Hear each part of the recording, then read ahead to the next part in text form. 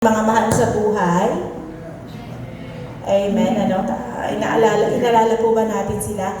So, sino po ang nag-celebrate ng Halloween kahapon? Pumunta po sa mga mall, nag-trick or treat? Meron po ba? Nang mahiya. Aminin. Meron pong picture eh. So, ano po ba noon pong 31, ayun po ang tinatawag nila Halloween. Yung November 1, yun ang All Saints Day. Tapos ngayon po ay All Souls Day. Ulitin natin, sino nga po ba ang saints na tinatawag sa Biblia? Di po ba? Din po ay yung mga anak ng Diyos na kumilala sa Kanya. Hindi po yan yung mga namayapa na hindi po sila tinatawag na santo kung wala po sila sa presensya ng Panginoon. So, hindi po tama yun, ano? And, gusto ko lang din po i-take yung opportunity to explain na ang pagdiriwang po ng Halloween ay galing sa isang madilim na kulto o ritual noong unang panahon, which includes child sacrifice, yung mga patayan, yung mga hindi magagandang gawain. But then again, alam niyo naman ng Roman Catholic, nilagyan po nila ng religious flair. Ibig sabihin, ay ilipat natin dito, tapos ang gawin natin, alalahanin natin ang lahat ng ating mga namatay. So naging tradition po siya, naging ritual po siya, kaya po November 1 ay sinaselebrate siya. And also, kapag binisita natin ang ating mga mahal sa buhay, wala na rin naman pong walang nagagawa ang pagkain na inaalay. Sino po nag-aalay ng pagkain? Na marami ngayon sabi, yung inalay yung pagkain, hindi naman pala masarap, patay na nga, niloloko nyo pa. Nitikman pa nila yung pagkain ng patay na po. Pero wala na po talagang nagagawa yun. Hindi na po yun talaga dapat ginagawa. Even our prayers, syempre ang ginagawa is pag-alala sa kanila dahil mahalagang bahagi sila ng ating mga buhay. So, we have, as Christians po, we have to know na ang mga bagay na ito ay hindi dapat ipinagdiriwang bilang mga Kristiyano. Okay? So, walang Happy Halloween sa atin. Ano po? Walang Happy Halloween. Ganyan, enjoy your Halloween. Ganyan, sweet Halloween. Yun nga po, kagaya po ng is galing po siya sa Roman Catholic. So, kaya po ang deception po sa ating bansa, sa buong mundo, ay napakalawak po talaga. At dyan po yan nagsisimula. Amen. Okay. Brother Jason, nag-celebrate ba kayo ng Halloween sa bahay niyo? Kasi alam niyo sa country ba, naglagay pa sila ng effort ng sapot. Di ba? May mga paniki, may mga sapot pa, no? Tapos po, sa boss nga nila, Ate Ani, nagsasabit pa sila ng mga putol na katawan sa bahay mismo, ha? Nagsasabit ng putol na katawan, naglalagay ng mga nakaupo sa upuan na may hawak na pangkalit. Ito po talagang sineselebrate. So, Brother Jason, hindi nag-celebrate? Bakit nakakita daw ng sampot sa bahay niyo? Nakalimutan lang maglinis ni Sister Jing. Pagalitan mo si Sister Jing, ha? Mapagbintangan ka patuloy. Sabi nga po ng Panginoon, huwag tayong makikibahagi sa mga gawain ng kadiliman na walang ibubungang mabuti. Sa halip ay ibunyag ninyo yun. So, huwag natin sabihin na irespeto na lang natin. Hayaan mo na sila. Basta silang tayo na lang. Hindi kailangan na-expose yan para nalalaman ang katotohanan. Amen? Amen. Ang sabi po ng Panginoon sa Santiago chapter 3, verse 13 to 18, sino sa inyo ang marunong at nakakaunawa? Ipakita niya ito sa pamamagitan ng wastong pamumuhay, na bunga ng kapakumbabaan at karunungan. Ngunit kung ang naghahari sa inyong puso ay inggit at makasariling hangarin, huwag ninyo iyang ipagmalaki at huwag ninyong ikaila ang katotohanan. Ang ganyang karunungan ay hindi galing sa langit, kundi makalupa, makalaman at mula sa demonyo, sapagkat saan man naghahari ang inggit at makasariling sariling hangarin, naghahari din doon ng kaguluhan at lahat ng uri ng masasamang gawa. Ngunit ang karunungan mula sa langit, una sa lahat ay malinis, mapayapa, maamo, mapagbigay, puno ng awa, masaganang namumunga ng mabubuting gawa, hindi nagtatangi at hindi nagkukunwari. Namumunga ng katwiran ang binhi ng kapayapaang itinanim ng taong maibigin sa kapayapaan. Sino po ba ang maibigin sa kapayapaan dito? O maibigin sa away? Hindi ako maibigin sa away. Lagi lang talaga akong hinahatak ng away. Amen? Ang ating pong pag-uusapan ngayong umaga ay pinamagatang karunungan.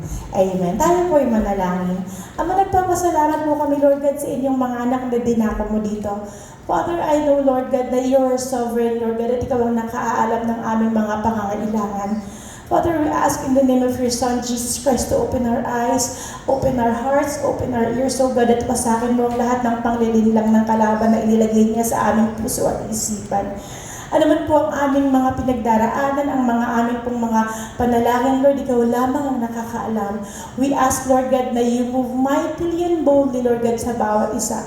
Leave us astounded, O God, and show us your glory, Lord God, because we want to experience you and we want to know you more, Lord God.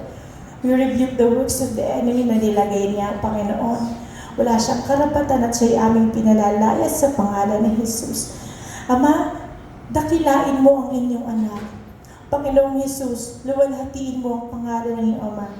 Banal na Espiritu, manahan ka sa aming mga papuri at gabayan mo ang bawat isa upang aming lubusang maunawaan ang inyong mensahe at inyong salita. Sa pangalan ng anak na si Jesus, ang lahat ay magsabi ng Amen. At natandaan po ba ninyo ang title ng pinag-usapan natin last week? Ano nga yun? Chasing the Sino yung sumagot? Si Jess? Sino pa? Si Jess, chasing the wind. No, di ba ano po ang pinag-usapan natin kahapon? It's all about chasing the wind. Wisdom, di po ba? Kasi po yan po ay mula kay Haring Solomon. Ang mensahe po na ito ay natanggap ko before ko pong marinig yung mensahe ni Pastor. Kaya po, sigurado pong ito ang mensahe ng Panginoon sa ating mga anak niya. Yun pong wisdom o karunungan. Amen? Kaya po, ang ano nga lang po is parang higher level of wisdom yung napag-usapan natin last week compared ngayon ng practical application po. First point of wisdom, hindi po tayo inaantok sa church, lalo na po pag bagong simula pa lang. First point of wisdom, pwede bang tumayo muna tayo, mag-inat muna? Ang sarap kasi ng kantahan, tsaka ng lamig no? Amen? So, first point of wisdom. So, karunungan. Amen. Ang sabi po ng Panginoon, sa mga awit 111, sa mga kawikaan 9:10, ang paggalang at pagsunod kay Yahweh ang pasimula na karunungan. Ang pagkilala sa banal na Diyos ay may dulot na kaalaman. So, ang sinasabi po ng Panginoon dito is, ang panimula ng kaalaman ay hindi nanggagaling sa institusyon. Na po? Sa mga awit 111, verse 10, ang pagsunod at paggalang kay Yahweh simula ng karunungan. Taong masunurin, pupurihin lubos, purihin ng Diyos magpakailanman. So, hindi po college degree ang pinag-uusapan natin. Hindi po wisdom of the world, kundi wisdom of the Lord. Hindi college degree, hindi certificate, hindi titulo, hindi po yung mga ginagawad sa mundong ito, but it is the wisdom from the Lord. Karunungan mula sa Panginoon. Sa totoo lang, i-honor ka ng mundo na ito kapag mayroon kang recognized wisdom o karunungan na nagbumula dito. Pero, kung ang wisdom o karunungan mo, regardless kung ano man ang natapos natin, it doesn't matter for as long as ang Diyos na makapangyarihan is i-recognize ang karunungan na meron ka kasi nagmula yun sa Kanya. Amen? So napakalaki po ng pagkakaiba. Hindi naman po natin sinabing, huwag ka nang mag-aral, huwag ka nang magsikap. Of course, we need those things habang nandito tayo sa ating buhay. But, it is not the most important thing. Wisdom from the Lord is the most important thing. Atin pong tatandaan. So, hindi po siya, kasi madalas, kapag hindi ka, kunwari, hindi ka anib ng tao gama. Di ba? Hindi natin tutulungan nga kasi hindi ka anib yan. Hindi ka anib ng isang organisasyon, Rotary Club, kunwari. O yung mga organisasyon ng doktor o ng mga abogado o engineer. These are just organizations of the world. Pero po ang hinahanap natin is the kingdom wisdom of the Lord. So, kung hindi po nagmumula sa titulo, sa edukasyon o sa mga papel, ang karunungan na hinahanap natin, kanino nga natin makukuha? Ang sabi sa kawikaan, sapagkat si Yahweh ang nagkakaloob ng karunungan. Sa bibig niya ang kaalaman at unawa ay bumubukal. Bibigyan niya ng unawa ang matuwid na pamumuhay at ang taong matapat ay kanyang iingatan. Amen? Napakasarap ng namnamin, ano? Kahit hindi mo na po i-preach yan, basahin lang natin. Ang ganda-ganda na. Amen? Ang sabi po ng Panginoon sa Kawikaan 3, magpalad ang isang taong nakasumpong ng karunungan. Ang taong nagsisikap unawa ay nagtatamo, higit pa sa pilak ang pakinabang dito, at higit sa gintong lantay ang tubo nito. Sa alinmang alahas ay higit ang karunungan, at walang kayamanang dito ay maipapantay. Mahabang buhay ang dulot ng kaalaman, may taglay na kayamanan. Maaliwalas ang landas ng taong may kaalaman, at puno ng kapayapaan ang lahat niyang araw. Mapalad nga ang taong may taglay na karunungan, para siyang isang punong kahoy na mabunga kailanman. Karunungan ang ginamit ni Yahweh sa paglikha ng daigdig. Sa pamamagitan ng talino, inayos niya ang buong langit. Amen? So, ang sabi ng Panginoon, ang karunungan pong ito, ang ginamit niya upang i-arrange ang mga bituin sa langit. At ang sabi rin po niya, itong karunungan po na ito, ang obra niyang ipagkaloob sa atin, kung ito po ay ating hinihingi. Di ba nakakatuwa po, ano? Maaliwalas ang landas ng taong may kaalaman, at puno ng kapayapaan ng lahat niyang araw. Mapalad nga ang taong may taglay na karunungan, para siyang punong kahoy na mabunga kailanman. Napakabuti po ng Panginoon. So, kung ang kaalaman po o karunungan ay nagmumula sa mundong ito, bakit po ang daming tao na napakataas ng pinag-aralan pero nabubuhay sa kadiliman? Ang dami pong taong napakataas ng pinag-aralan pero wala pong kaaliwalasan ang buhay. At sila po ay hindi nakasusumpong ng kapayapaan. So, hindi po natin minamaliit ang mga karunungan sa mundo, pero alam natin kung ano ang mas mahalaga sa Kanya. Amen? Bakit ang daming nasa politika, ang gulo-gulo ng buhay? Ang dami-dami pong mga narating, ang dami-dami pong nakadugtong sa pangalan, MBA, PhD, ang dami pong mga nakalugtong sa kanilang pangalan, pero wala pong kaaliwalasan ang buhay. Kaya po, kailangan nating ma-appreciate, mga kapatid, na hindi po yung kayamanan o hindi po posisyon na magpapaaliwalas ng ating buhay.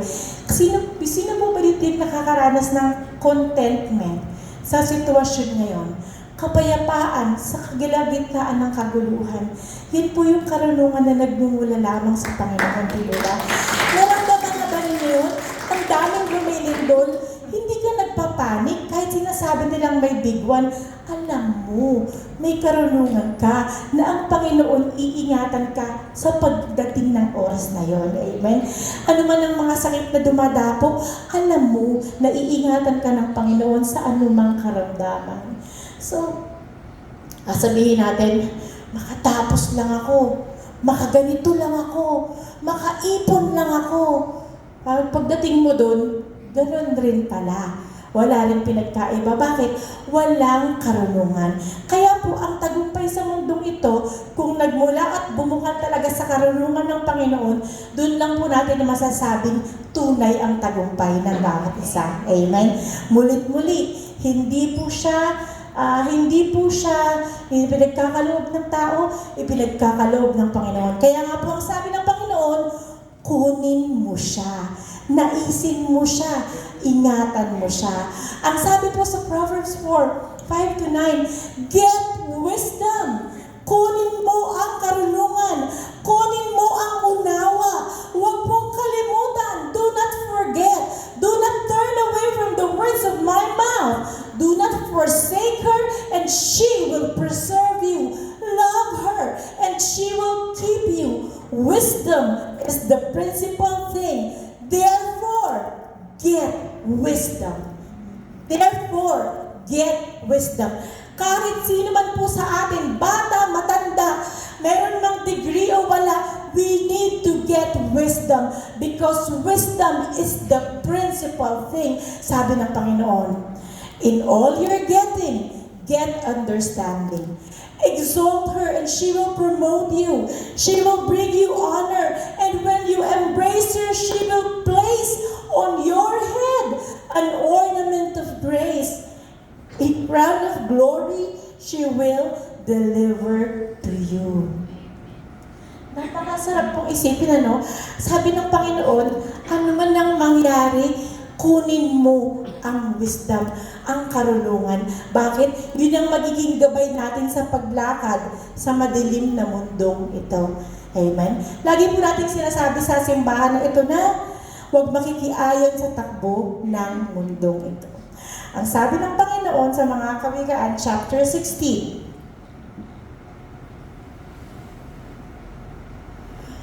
higit na mainam sa ginto ang magkaroon ng karunungan. At higit kaysa pilak ang magtataglay ng pangunawa. Ang landas ng matuwid ay palayo sa kasamaan. Ang maingat sa paglakad ay nag-iingat sa kanyang buhay. Ang kapalalo ay humahantong sa pagkawasak at ang pagmamataas na isipan ay ibabagsak. Higit na mabuti ang magpakumbaba kahit na mahirap kaysa makihati sa yaman ng mapagmataas. Ang sumusunod sa payo ay mananagana at mapalad ang taong kay Yahweh ay nagtitiwala. Ang matalinong tao ay nakakakilala sa kanyang pangunawa. Ang matamis niyang pangungusap ay panghikayat sa iba.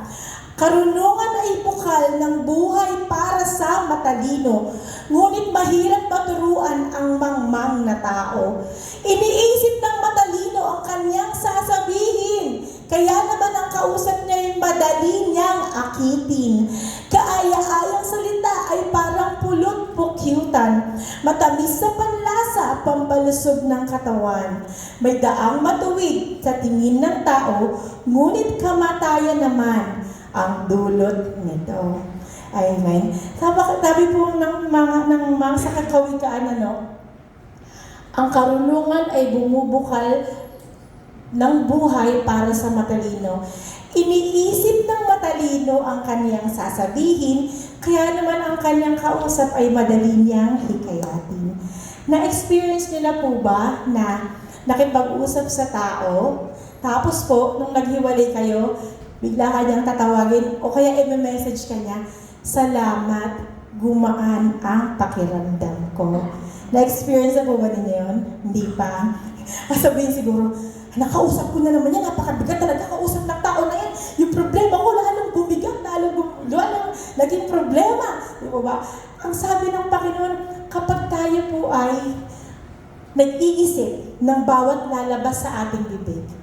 Ang ating pong nakakausap ay ating naaakit.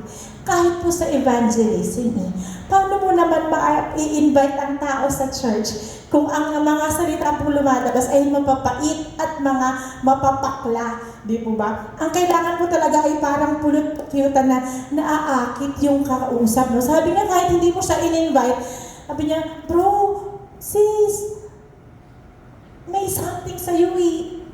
Christian ka ba? Yan. Ay, bro, gusto mo ba isama kita sa ganito, sa church, papakilala kita sa aming pastor. Gwapo yun. Mabait yun. Pero mas mabait yung asawa nun. Biro lang po. Biro lang po. So, kailangan po, hindi na po tayo yung ratatatatata. Yung gano'n, kapag nagalit, bulyaw agad lahat, di ba? Parang lahat ng tamaan, duguan, paglingon mo. Bakit ba ito? Kasi ang sakit magbitaw ng salita. Kapag po tayo ay nagkaroon ng karunungan mula sa Panginoon, kada buka ng ating bibig, para pong ipinagheheli ang ating mga kapatid, hindi po ba? Naramdaman na po ba ninyo yun? Hindi pa? Hindi pa yata. Sabi niya, ganun pala yun. Kala ka naman, ganyan ako eh. Na-experience mo So, actually, alam ko naman na kayong lahat ay mababait na talaga. At kayong lahat ay parang pulong-pukyutan na ang mga salita ninyo. Hindi po talaga yan para sa inyo. Yan po ay para sa katabi mo. Tingnan mo. Tingnan mo. Yan, para sa kanya yan. Tingnan mo. Hindi sa'yo Hindi sa'yo. Huwag kang maniwala. Tingnan mo katabi mo. Tingnan mo. Titigan mo. Titigan mo. Siya yan, tinutukoy ko. Okay? Hindi ikaw. Okay? Ay, mababait kayo eh. Okay? Hindi. Tandaan Buti na lang di ako. Ito pala yan eh. Okay? Mababait na eh. Paano pa gagawin natin? Mababait na nga. Sabi nga baka lalagpas na sa langit. Amen? Okay. So, ang sabi po sa Ephesians chapter 5, 15 to 20, kaya mag-ingat kayo kung paano kayo mamumuhay. Mamuhay kayo katulad ng matatalino at di tulad ng mangmang. Gamitin ninyo ng lubusan para sa mabuti ang bawat pagkakataon, sapagkat puno ng kasamaan ang kasalukuyang panahon. Huwag kayong maging hangal. Sa halip, unawain ninyo kung ano ang kalooban ng Panginoon. Ang sabi po, di ba, maging matalino sa pamumuhay po ngayong panahon. Kagaya nga po ng nangyayari, tumataas po ang rate ng pagpapatiwakal. Sa palagay po ba ninyo, may kinalaman ang karunungan ng Panginoon sa pagpapatiwakal ng isang tao? Amen. So una, karunungan mula sa Panginoon na ibinibigay sa bawat magulang. Amen. Pangalawa, karunungan ng Panginoon na ibinibigay sa mga anak.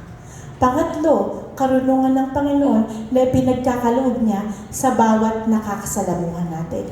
Kung lahat lamang po ay puspos ng karunungan, siguradong hindi po mangyayari ang mga ganong bagay. Sigurado. Kagaya po ngayon, grabe po kasi yung standard ng society, Yung standard ng society, ngayon po nakikita po siya sa social media. At ang tendency po ng mga kabataan o kahit po ng mga may asawa o mga katandaan ay kapag po nakakita po ng mga magagandang bagay sa social media, ito yung standard ng isang nanay, dapat ganito, hindi pa rin siya, kahit siya ay nanay, maayos pa rin siya. Kapag ang nanay ay ganito, hindi na siya okay, nagkakaroon na po ng tinatamaan na ng kalungkutan. Pero, alam natin dapat na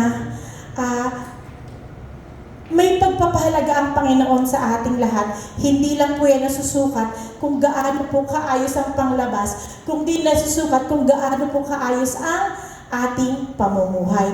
Ang sabi po ng Panginoon, Ang sabi po ng Panginoon,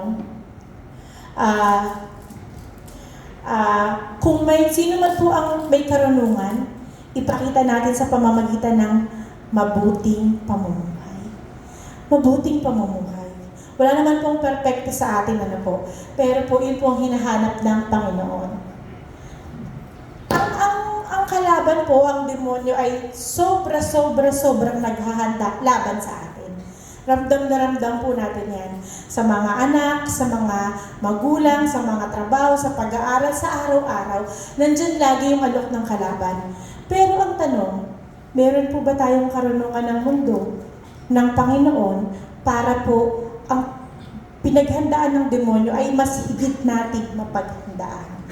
Kailangan tayo po ay laging handa sa pakikipaglaban. Kailangan po lagi tayo ay handa sa battle. Ano po? Ang sabi ng Panginoon in Psalm 90:12, teach us to number our days, that we may gain a heart of wisdom. Sinabi ng Panginoon na bilangin natin ang ating mga araw. Sinabi ng Panginoon na ating i-compute o i-calculate ang ating mga araw at malaman natin kung tayo po ay tunay na lumalago sa karunungan. Hindi ubra, di ba dati natatandaan ko din, ako lang yung hatak-hatak ng nanay ko papunta sa church. Pero ngayon may hatak-hatak na rin tayo, di ba? Ganun, napakabilis pala ng panahon. Kapag sinabi mo 80 years, 90 years sa isang buhay ng tao, akala mo ang tagal. Pero ang totoo, napakabilis lang. Amen. So, napakabilis dumaan ng araw. Pero napapansin rin po ba natin na marami po tayong pagkakataon na sinasayang at pinapalampas? O marami rin po tayong oras na nasasayang? Amen. Sino po ang magaling magsayang ng oras dito? Lahat hindi nagsasayang ng oras. Sabi ko sa'yo, hindi to ikaw, yung katabi mo. Palagay mo. Paano nagsasayang ng oras ang katabi mo? Ikaw, JP. Paano kaya nagsasayang ng oras niyo? Hindi si Mike, ha? Palagay mo, paano ka magsayang ng oras? Hindi na bumalik si JP. Paano ka magsayang ng oras? Ako, nagsasayang din ako ng oras. Inaamin ko yun, kayo lang naman di umaamin. Paano ka magsayang ng oras? Si Jana po, panilaro ng cellphone. Ba't si Jana? Anahin ka pala, hindi ikaw. Si ikaw tabi pala. No? Brother PJ, ikaw na lang. Paano ka magsayang ng oras? So, ikaw na lang, ha? Scroll sa Facebook. Yan, scroll sa Facebook. So, ma'am, paano magsayang ng oras? Nagsisiti. Yun. Usually po naman ganun talaga. Kasi nga naman nakakalibang. Opo. Nakakalibang kasi may pagsasayang talaga tayo ng oras na nagagawa. Pero ang maganda doon, may karunungan ka na ma-recognize na, oops, teka, nakakadalawang oras na pala ako dito. Marami pa akong dapat gawin, di po ba? Yun naman ang mahalaga. Kailangan na-realize natin yung ating pong mga pagkakamali. Kasi hindi nga tayo dapat nagsasayang ng oras. Kaya doon po makakita ang karunungan. Kung palagay na natin, theoretical question, kung huling araw na natin sa mundong ito, ngayong linggo, paano kaya tayo maaalala ng mga taong nakakakilala sa atin? Isipin natin. 1 minute. Bigyan mo ng salita yung isip mo. Kung wala na ako bukas, ano kaya ang sasabihin ng mga tao sa akin? Si ano ay ganyan, si brother ano ay ganito. Ano sabihin niya sa Noel? Cute? Noel, baka ikaw lang nag-iisip mo. Di po ba? Naisip niyo na po ba? Alam niyo po, si Kitof kasi, may pagkano talaga yan. Binasa niya, yung note ko, if this is the last day on earth, if this is your last day on earth, what do you think other people would tell you? Sabi niya, napaisip din siya. Kasi totoo nga po, kung sakaling last day na natin today, ano nga po ang maiisip ng tao sa atin? Do you have an idea? O parang hindi nila mararamdaman na nawala tayo. Kasi wala tayong na-touch na buhay. Wala tayong nabagong sitwasyon. Hindi tayo nagpagamit sa Panginoon to make others' lives better. Amen. Isipin natin, if it is the last day, no one knows. Kaya kailangan lagi tayong handa. Huwag nating sayangin ang bawat pagkakataon because the Lord taught us to number our days so that we may gain a heart of wisdom. Ang sabi po sa Santiago 3 verse 13. Sino sa inyo ang marunong at nakakaunawa? Ipakita niya ito sa pamamagitan ng wastong pamumuhay na bunga ng kapakumbabaan at karunungan. Amen. So, meron pong produkto ang karunungan.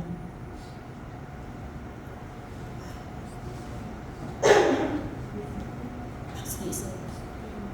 Meron pong produkto ang karunungan. Hindi po ito na ipapakita ng certificate. Eto, marunong ako, tingnan mo, marunong ako. Ang sabi ng Panginoon, sino sa inyo ang marunong? Ipakita sa wastong pamumuhay, kapakumbabaan at karunungan. Ito ang bunga niya. So, hindi mo na yan kailangan sabihin, meron pong mga tao na napakahilig magtaas ng kanyang sarili. Muli, wala dito yan, ha? Hindi kayo yan. Tingin sa katabi. Yan. Mahilig magtaas ng kanyang sarili. Ano po? Hindi na natin ang kailangan gawin. If we have wisdom, it will definitely reflect our lives, our family, how we handle every aspect of our lives. Simple, hindi na kailangan ng ebidensya na papel, pruweba sa pamumuhay ng bawat isa. It is reflected in our lives. It is also reflected in how we handle conflicts in our lives. Sino dito ang maraming kaaway? Ay, hindi ulit ikaw yan. Tingin mo yung katabi mo. Yan, yun. Yan. Sila yan, hindi tayo yan. So, hindi para sa iyo ang preaching na to, para yan talaga sa katabi mo. Okay? So, kung hindi ka maraming kaaway, baka marami ka namang kaibigan. Nako? So, paano ba natin hinahandle ang conflict? Ang sabi po, kapakumbabaan. Ang wastong pamumuhay na bunga ng kapakumbabaan at karunungan. Ang sabi ng Panginoon sa Kawikaan 11:2, kahihiyan ang laging dulot ng kapalaluan o kayabangan. Ngunit, pagpapakumbabay, nagbubunga ng karunungan. So, sa isang sitwasyon, ano po ang sabi, no? Bunga ng kapakumbabaan at karunungan ang wastong pamumuhay. Kasi nga po, kung ikaw po ay marunong, kaya mo pong magpakumbaba para po maging maayos ang inyong sitwasyon. Sabihin, narinig niyo na po ba yung sabi na, kapag mabait ka sa akin, mabait ako sa'yo. Pero kapag masama ka sa akin, mas demonyo ako sa'yo. Di ba ba? May mga ganun di ba? Kapag tama ako, makarating man kami sa impyerno, tama pa rin ako. Bakit ka nasa impyerno kung tama ka? Di mo ba masyado pong matibay ang loob? Alam niyo po mga kapatid, hindi po karuwagan ang pagpapakumbaba. Hindi po kahinaan ang pagbibigay way sa mga tao. Kahit po tayo ang tama. It is never a weakness na magpakumbaba at magpaka-humble tayo. Sa bawat hindi pagkakasunduan, tama ka man o mali, walang masamang magpakumbaba. Yun ang tunay na karunungan. And I promise you na ma-realize din ang kasamang ka-conflict mo na nagkaroon ng divine intervention kasi ma-realize niya din eventually na may pagkakamali siya. And yet, you had the courage para magbaba ng bandera mo una kahit ikaw ang tama. Amen?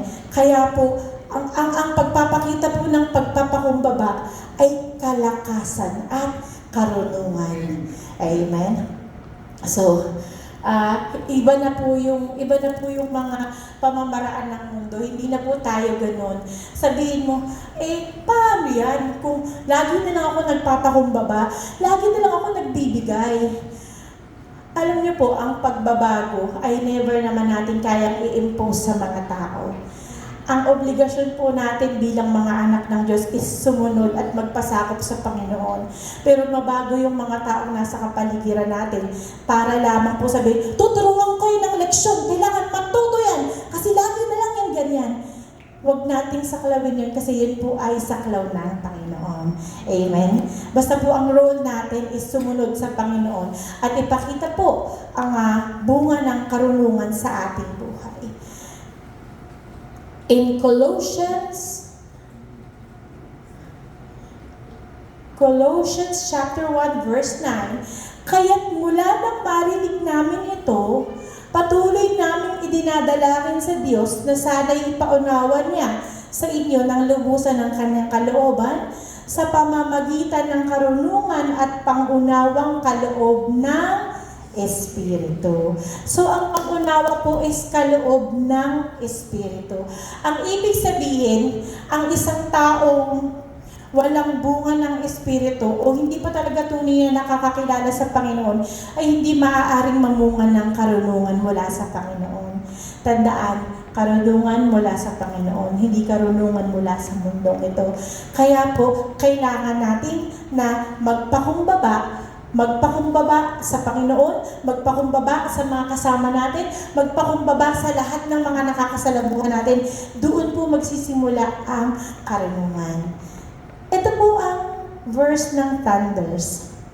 Ang matatanda ay may taglay na karunungan, pinalawak ang unawa sa haba ng karanasan.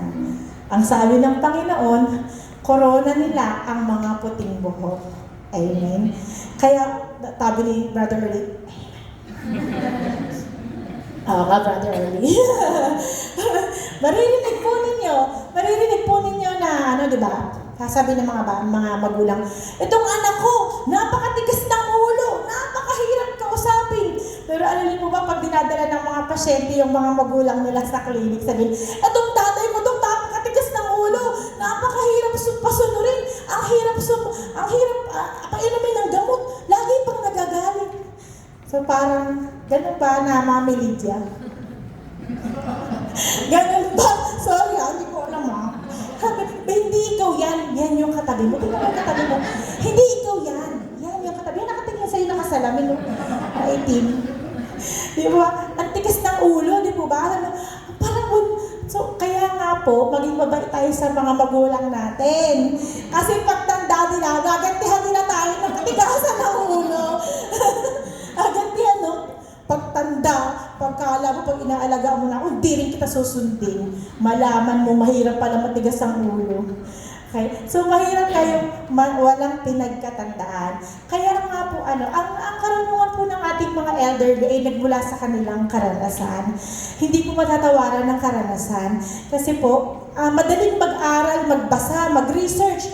Pero ang karanasan, kayamanan po talaga. Amen? Kaya palakpakan natin ang Panginoon sa buhay ng ating mga families. At pakabuti po ng Panginoon po. Pabait ba, Sister Joy? Parang yung kay rin lang. At di ba sabi nga din, no? Wisdom, karunungan. Hindi lang po yan sa pag-handle ng conflict. Even po sa pag-handle ng mga anak natin. Para nga po, wag lumaking matigas ang ulo na po. Meron kasi, di ba? Dati, alam niyo po ba yun? Mga kabatch ko, di ba? Sabi ng tatay natin, uwi ka, takot ka. Kasi ang alam mo, sa pangalawang tawag, may siit na o pat-pat na nakasunod yun, di ba? Ako po, pag tumawag ang tatay ko ng, Maharlika! Naku, talaga pong nangangatog na ako, uwi na ako. No? Pero po ngayon, nabi nga nila, ang mga bata, ilang ulit ang tawag, wait lang. Pero nga po sa clinic, magkaharap po yung magnanay. Tapos po, nirereklamo ng nanay, sabi ng bata, sabi ko, huwag mo, tiri ka ng mata yung nanay mo. Sabi, ganyan yung doktora. Huwag kasi natin paubrahin, hindi po ba? Ang lahat lang naman po ay nangyayari kasi pinauubra natin, no? Kaya huwag mo, gumanong-ganong mata po, batukan mo agad. Disiplina yan ang Panginoon, eh. Sabi sa church, ganyan daw ang gawin. Huwag natin paubrahin. Yun pong dinadabugan tayo o sinasagot tayo, huwag natin paobrahin. Kasi kapag pinobra natin, makakalakihan na po nila. At hindi na po natin mababali yun. So, meron pong wisdom na ipinagkaloob ang Panginoon. Kapag sinabi ng Panginoon na huwag tayong makiayon sa mundo na ito, meron pong purpose. May dahilan si Lord. Ngayon ko lamang po lubusang naunawaan, hindi po talaga tayo dapat nakikijoin sa trip ng mundo na ito. Kasi po ang mundo na ito ay inaayunan ang masama, ang tama, ginagawang mali. Balang araw po, ang mga LGBTQ ay may rights na at bawal na po silang sagtawaging bakla o tomboy. Kasi po pwede na tayong itimanda pag ginawa natin yun. Darating po yung araw na kapag po may pumasok na lalaki pero ang gusto niya miss ang tawag sa kanya, pwede po tayong makulong kapag po violate natin yun. This world is getting darker and darker. Kaya po dapat hindi tayo nag-a-adjust. Sabihin, adjust lang tayo. Sige lang, welcome naman lahat. Ang kasalanan ay kasalanan. Ang lahat ng makasalanan ay welcome sa simbahan. Pero kailangan po nilang tanggapin ang katuruan at pagbabago na inaalok ng Panginoon. Hindi po mag-a-adjust ang mga tao. Hindi po mag-a-adjust dahil po yan po ang gusto nating ituro sa ating mga anak. Sabi nga po, tinuturuan namin ang mga batang maging mapagbigay.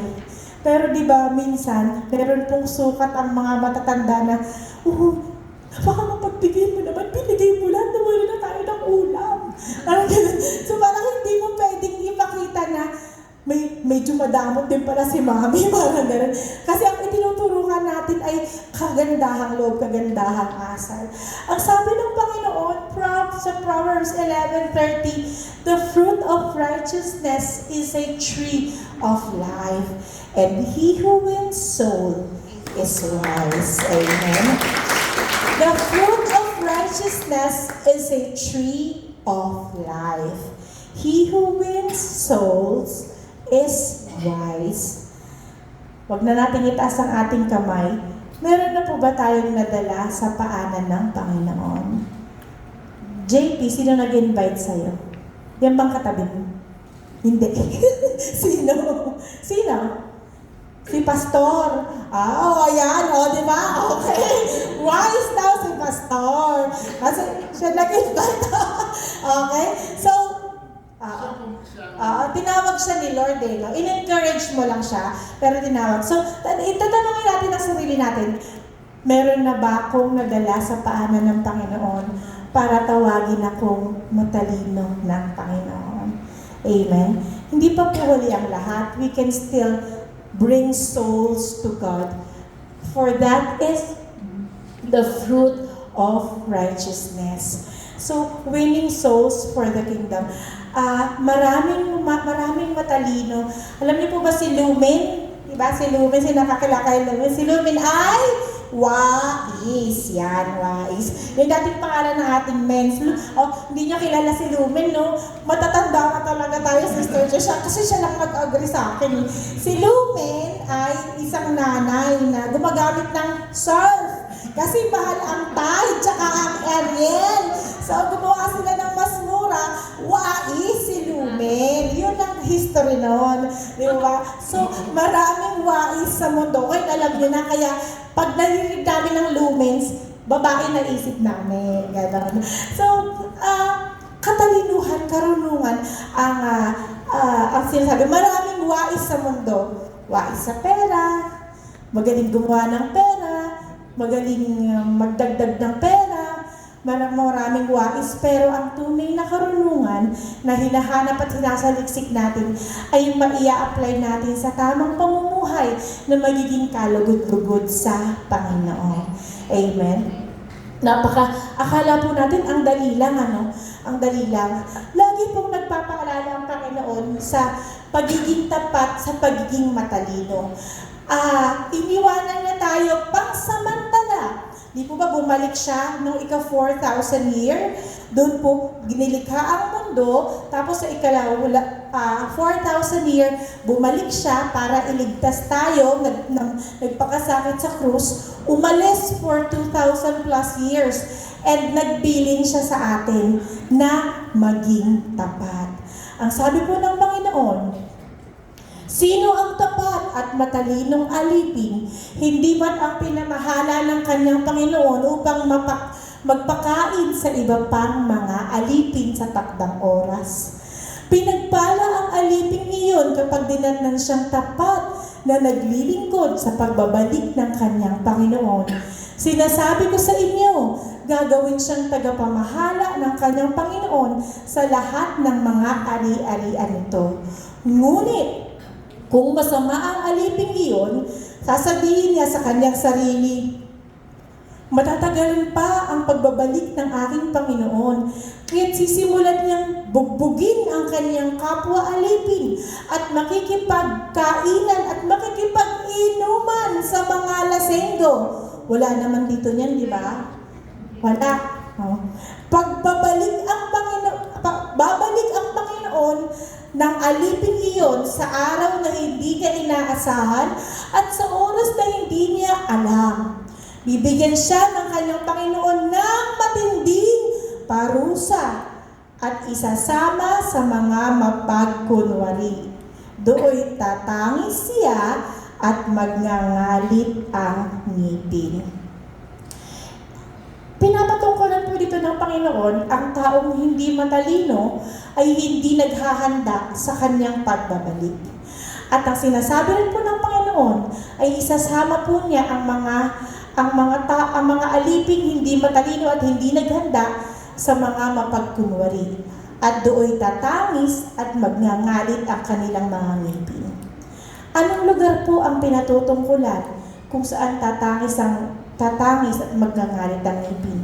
Hindi po ba ito ay impyerno? Kaya nga po, tingnan mo po ngayon po, diba sabi niyo, no? Bibigyan siya ng matinding parusa at isasama sa mapagkunwari. Ngayon nga lang, pag may kasama ang mapagkunwari, mahirap na talaga, di mo ba? Talagang mahirap pag may plastic kang kasama. Papaano pa dun? Lahat ng plastic pinagsama-sama, mapagkunwari. Ano po sinabi mapagkunwari? Mapagpanggap. Huwag tayong mapangalanan o malibanan ng Panginoon na mapagpanggap. Kapag hindi tayo maghahanda sa pagdadating ng Panginoon, never tayong magiging handa sa oras na iyon. Kapag hindi natin alam na darating ang Panginoon, hindi ka maghahanda. At pag hindi ka naghanda, aabutan kang walang kamalay-malay. At hindi po maganda ang resulta kung magkakagayon. Kalat-kalat ang ating buhay. Kasi bakit? Kapag ikaw ay naghahanda sa pagbabalik ng Panginoon, sinisikap mo, bagamat hindi pa perpekto, pero sinisikap mong iayos lahat ng mga bagay-bagay sa buhay natin, tama? Kailangan maayos ko to, kailangan maayos ko to, kailangan maayos ko to. Kasi naghahanda, parang maghahanda ka sa pagdating ng isang bisita. Kailangan maayos ang bahay, mapintura. Sa pagdating ng Pasko, for sure, maghahanda tayo na palaban ng kortina, kahit paano na pinturahan, na itapon ng mga basura. Because there's something na pinaghahandaan natin. It's just the same thing with the Lord.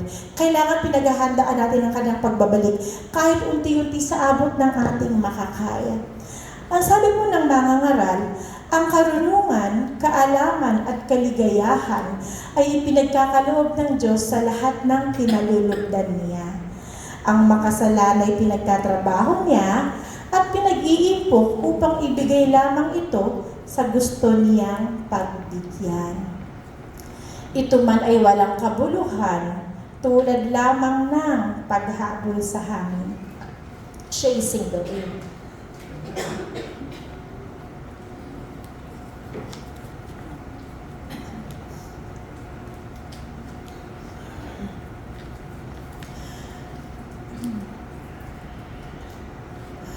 Ipinapakita po sa atin ng Panginoon na ang taong kinalulugdan niya ay pinagpapala niya.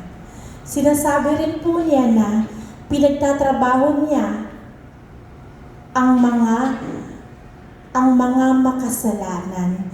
At ang resulta ng pagtatrabaho na to ay ibinibigay niya sa taong kinalulugdan niya. Kaya nga po, kaya ito po yung sinasabi ng Panginoon na seek ye first the kingdom of the Lord. Unahin natin saliksikin ng kingdom ng Panginoon. At once na ang Panginoon ay nalugod sa atin, ipagkakaloob niya ang karunungan, kaalaman, kaligayahan sa ating buhay na hindi na tayo magkukulang. Unahin at saliksikin lamang natin ang Panginoon. Sino po ang gusto ng karunungan na nagmumula sa Panginoon? Amen, di po ba? Lahat po tayo ay gusto. There is a big shift o big change na mangyayari sa buhay natin once nahanap, na-achieve, nayakap, naalagaan natin ang karunungan na ito. Napakalaki po ng magiging pagbabago. At kagaya nga po nun, hindi na po natin kailangan ipagmalaki, ipagsigawan o ipagmayabang. Makikita po ito sa wastong pamumuhay.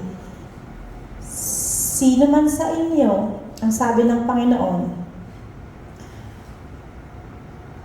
ngunit kung ang sino man sa inyo ay kulang sa karunungan, humingi siya sa Diyos at siya ay bibigyan. Sapagkat ang Diyos ay nagbibigay ng sagana at hindi nanunumbat. Sino po dito sa atin ang gusto ng karunungan? Amen. Sino po sa atin dito ang gustong maging maayos ang pamumuhay? Bunga ng karunungan. Maging maayos ang pamamalakad sa mga anak? Bunga ng karunungan. Maging maayos ang relationship sa mga kapatid? Bunga ng karunungan. Maging maayos ang relationship sa mga magulang? Bunga ng karunungan. Maging maayos ang relationship sa mga ka-church? Bunga ng karunungan. Makatakas sa lahat ng kasalanan? Bunga ng karunungan. Karunungan ng Panginoon ang hinahanap natin lahat. At karunungan ng Panginoon ang sagot sa lahat ng daladala natin right now. Ano man ang daladala mo, ano man ang problema mo, ano man ang hinahanap at ninanais mo, karunungan ng Panginoon ang tanging sagot. Amen. Napakabuti ng Panginoon ang sabi niya, ang Diyos ay magbibigay ng saganang karunungan at hindi kanya susumbatan. Sabihin niya, grabe ka naman, sobra na yung hinihingi mo. Hindi niya gagawin yun. The more you want it, the more you're gonna get it. Amen. The more we want it, the more we're gonna get it. Nabubuhay po tayo sa isang mundong puno ng panglilinlang. Kaya po pala sinabi ng Panginoon na ang Diyos ang daan at ang Diyos ang katotohanan. Amen? Ang Diyos ang daan at Diyos ang katotohanan. Kaya pala sinabi niya na siya lamang ang katotohanan. The world is facing a very critical point in history. Ngayong mga panahon na to, siguro narinig na po ninyo yung Comet 3i Atlas. Narinig na po ninyo yan, ano? The world is in for one of the grandest deception that will ever take place in the history. Kasi ang sabi po nila, dahil lang po natin ito sinasabi, closest to Earth na po, naglumapit na po siya sa Sun, yung Comet 3i Atlas. Pero, ang sinasabi po nila ay mukha po siya talagang alien mothership.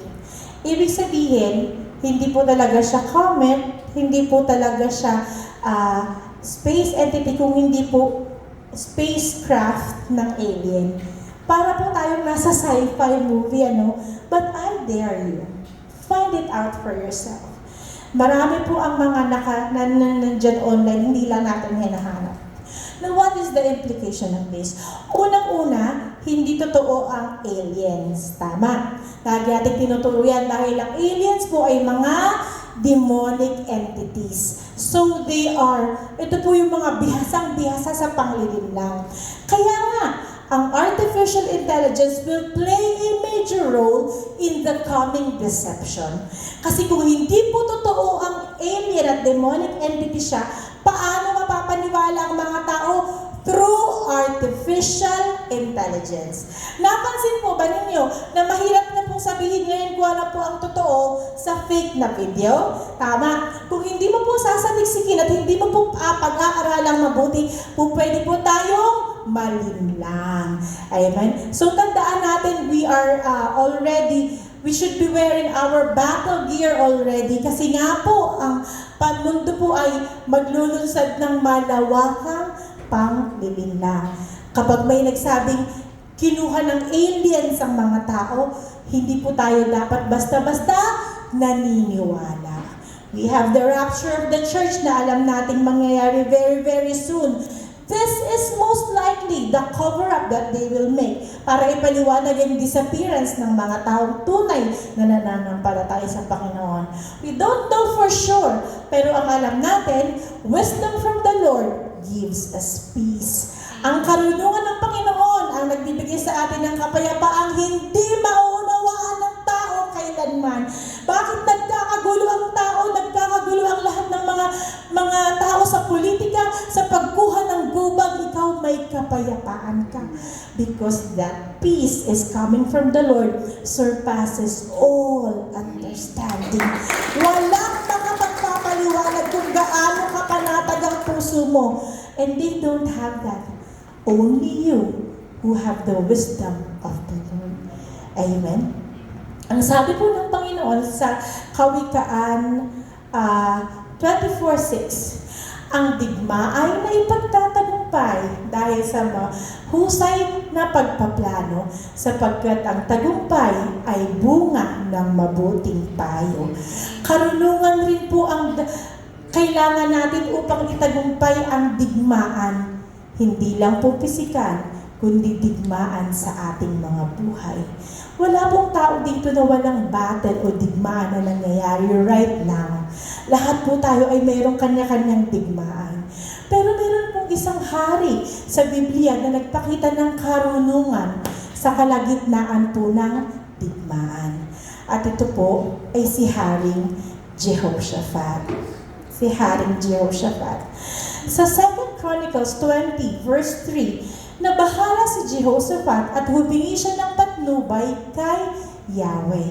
Tingnan po natin ha, nabahala si Jehoshaphat at ang sumunod niyang ginawa, humingi siya ng patnubay kay Yahweh. At ano ang sunod niyang iginawa?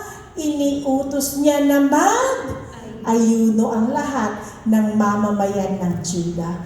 This shows wisdom.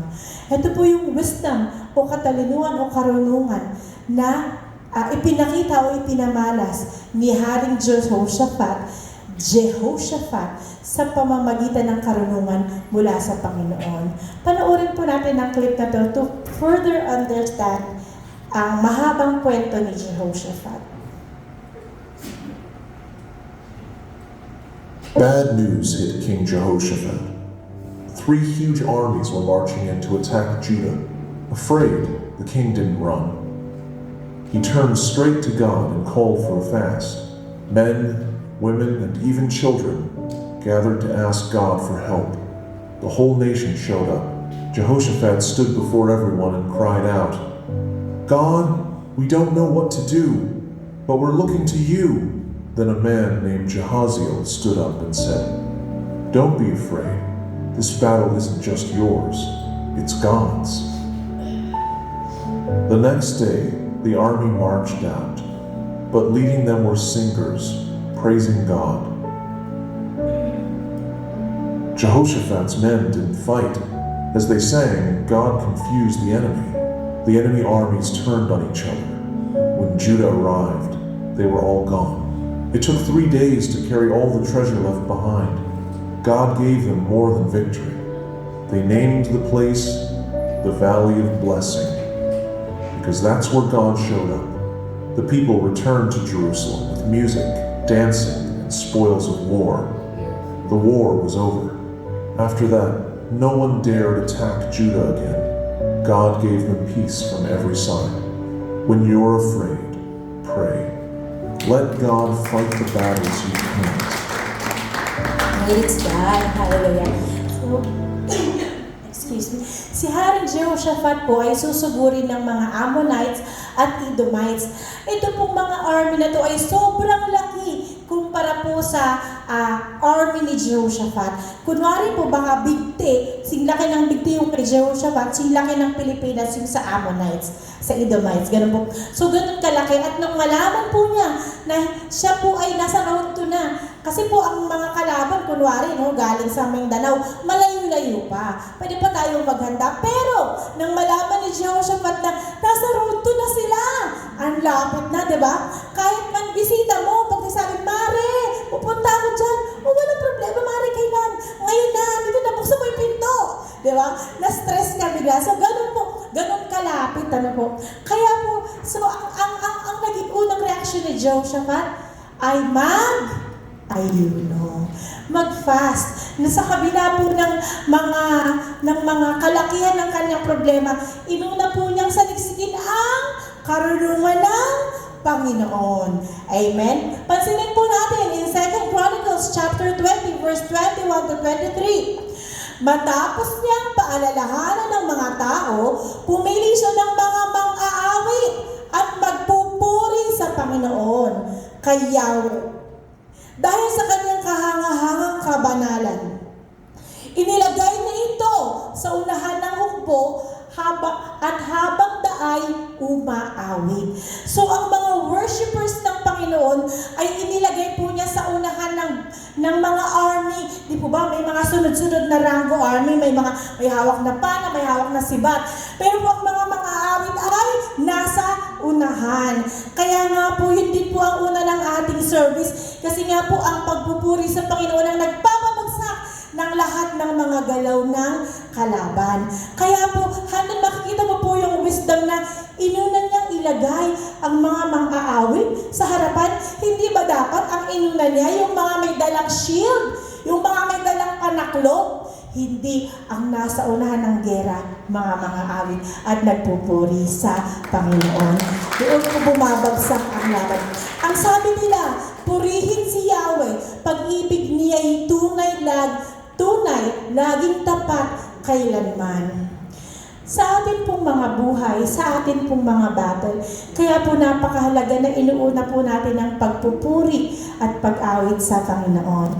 Madalas marami po tayong problemang hindi natin kayang solusyonan at hindi po natin alam kung paano natin malalampasan. We pang-aaring overwhelmed tayo sa sitwasyon. Ang una natin gagawin, mag-praise and worship. Amen? Sa simula pa lang, hindi mo pa alam kung anong gagawin mo, pero ang Panginoon nauuna na sa'yo, pinababagsak na lahat ng mga nakabalangit sa daan mo. Kung meron kang labang pupuntahan, unahan mo na sila ng praise and worship. Nang marinig ng mga kaaway ang awitan, ginulo sila ni Yahweh. Dahil dito, sila ang nagkagulo. Sila lakay ng mga Amonita, ang mga Moabita, at ang kasama nilang taga-Idom, at nilipol nila ang mga ito. Pagkatapos, sila ang nagpatayan. Wala ka ng ibang gagawin, kapatid. Hindi gumalaw sila Jehoshaphat maliban sa nanalangin at ang ayuno. At ang laban nila, ipinanalo ng Panginoon because He brought confusion to the enemies. Who wants confusion among our enemies? Unahan natin ng praise and worship sa ating bawat sitwasyon. If we want the Lord to come up, and if we want the Spirit of the Lord to fall on us, if we want to experience the presence of the Lord, wisdom, kapatid. Wisdom ang kinakailangan natin. Tatanungin ko po kayo, sino po ang mga may kinakaharap na battle ngayong araw sa mga susunod na araw sa ating mga buhay? Let us seek the Lord and ask for wisdom. Yan po ang magpapanalo sa bawat laban natin. Amen? Amen. Kailangan matutunan natin na ang mundo nagkakantahan at naghihiyawan ng mga makamundong awitan, tayo umaawit ng mga himno at ng mga papuri sa Panginoon. Ang demonyo hindi namamahinga, hindi natutulog. Ang Kristiyano madalas namamahinga, madalas natutulog. It's time to wake up. It's time to finally take our ground at isuot natin ang ating mga battle gear because the battle is on, but the battle is not ours. Kailangan lang po nating suotin ang ating kasuotang pandigmaan, pero po ang lalaban sa laban natin, ang tunay na lalaban at magpapanalo sa atin ay si Yahweh na ating Diyos at tagapagligtas. Whatever it is right now,